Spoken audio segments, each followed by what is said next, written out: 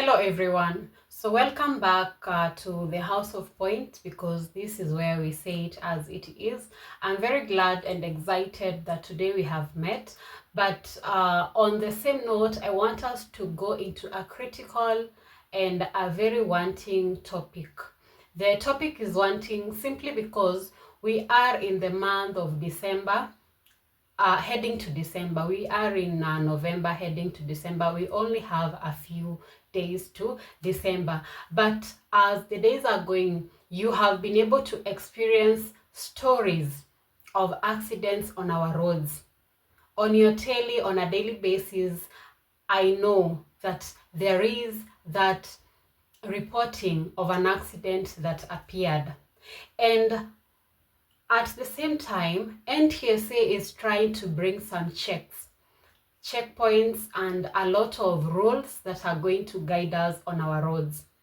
My question to you is, you as a driver and you as a pedestrian, you as a cyclist, do you love yourself as you love others? Because in as much as we have got the rules of the road, I believe that should be the first rule. I'm not saying it is, but it should be the first rule. You ask yourself, do you love yourself as you love your neighbor? Because if we were very loving to our neighbors on our roads, then we will be very cautious, we will be very keen not to tamper with someone or not to distract someone when they're using the roads. Remember, we are the controllers of these machines. And as you're walking on that black lane or on that black path, you're supposed to be realizing that there is a speed limit that is supposed to be upheld.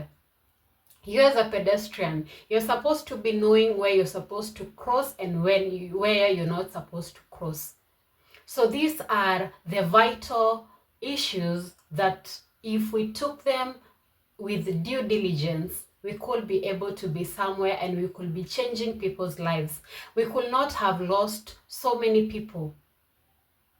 So let us go together. So we're going to talk about this topic that many Kenyans, they debate for years, and they have debated it for years, that majority of the accidents that we are experiencing in Kenya, they are as a form of witchcraft.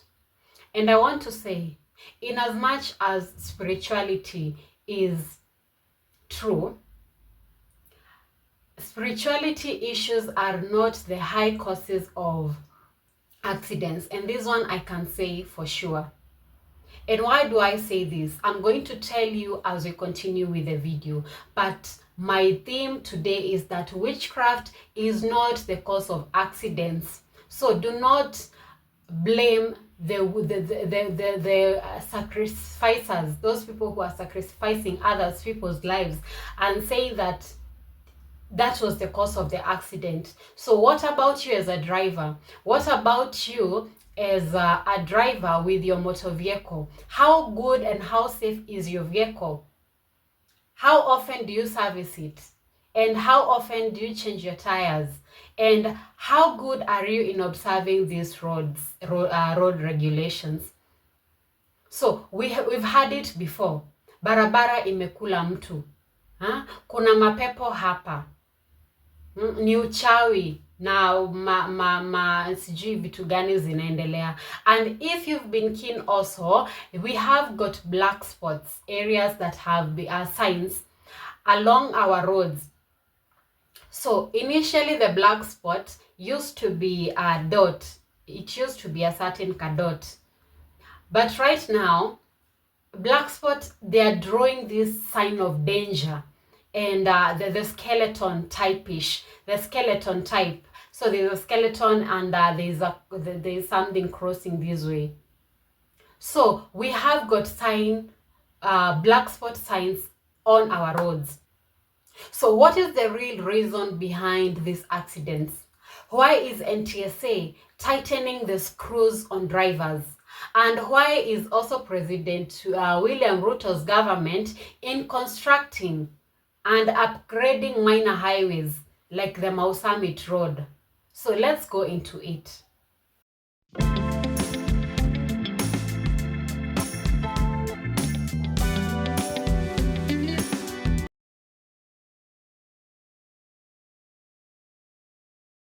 Let me get a brief background of what is happening. Kenyans, they normally link accidents to witchcraft, with locals discussing about it, road sign shrines, and the black spot signs.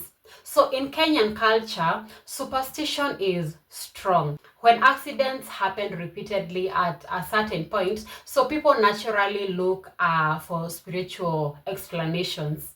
So this is because we have got cultural stories that were passed down for generations. We have got these repeated accidents which are very mysterious, and they normally happen at mysterious corners. And we also have some sudden unexplained crashes. So the blaming shifts, and it is easier for us to be able to say it is mapepo, and we accept that the roads do not have mistakes. So leave emotions aside, leave stories aside, and revisit what is the actual reason from the House of Point. So from the House of Point, this I'm saying it is the actual reason, and I have studied it hard for me to be able to come and explain it to you. Reason, I have been a victim of an accident, and reason be told, either major or minor accident, you just know that I have ever been in an accident. So the real causes of accidents, so I want you to think around speeding vehicles. I want you to think around potholes and mechanical failure. So are we there? So that is what we have been really trying to submerge and say that this is the actual reasons as to why accidents are so common. So according to NTSA, they're saying that most road accidents don't come from witchcraft. They come from issues we can control and correct. For instance, overspeeding. When we talk about speed, every vehicle is assigned a speed that is supposed to go with on a highway, and you can be able to do your research and get why we have 110, why we have 80, why we have 65, and where they apply. So let us talk about dangerous overtaking. Oh my goodness, dangerous overtaking. This scenario almost took my life. Dangerous overtaking. A vehicle is coming and leaving a lane. So this one normally happens on the on the two-way traffic lane roads. So you find a vehicle is overtaking another vehicle without the driver being cautious on where he's going, or the oncoming vehicles, and boom, an accident. Drunk driving. This is so common. It is written in our roads, don't drink and drive. Don't drink and drive. But do we observe that? Do we really take that into caution? We really do. So you go to your functions and your celebrations, or your usual spot of having fun, and you become drunk and you're a driver. Then you have the audacity to take your vehicle and go on the road, and you're meeting other road users. So this has been communicated. But if the rule of loving your neighbor, loving yourself as you love your neighbor has been applicable, we will not be doing this. We will not be doing this. You will be looking for a driver, or look for a cab. Nowadays we have better means of transportation. You can look for an Uber or for a taxi to take you home because you feel you're not fit to go to the roads. Let us talk about fatigue. Fatigue is another issue, and this one normally applies to the commercial vehicles. A driver in a commercial vehicle is supposed to drive for certain hours to a certain direction or a certain route, and they are tired. So they go maybe 175 kilometers times 2 and then times 2 because they have to come back. So they get exhausted. So when fatigue is bothering them, or it is getting the better part of them, they do not want to tell their superiors that they are tired. So they just want to continue. On the same case, to the people who are on commercial businesses for vehicles, get to know your driver's condition before they go to the roads. You're not supposed to take them by force because you are at the peak of your business or because it is at the peak hours of your business. You're supposed to know when your driver is supposed to go and for how long. So can we observe that we as, or you as the commercial people who are using motor vehicles? Another thing, use of mobile phones while driving. So this one is just going overboard. It's something that I have seen and it is really frustrating me. And let me tell you here today, we as the young people, or you as a person who is a content creator, you are in the era of creating your content. Can you know when you're supposed to be using that phone and where?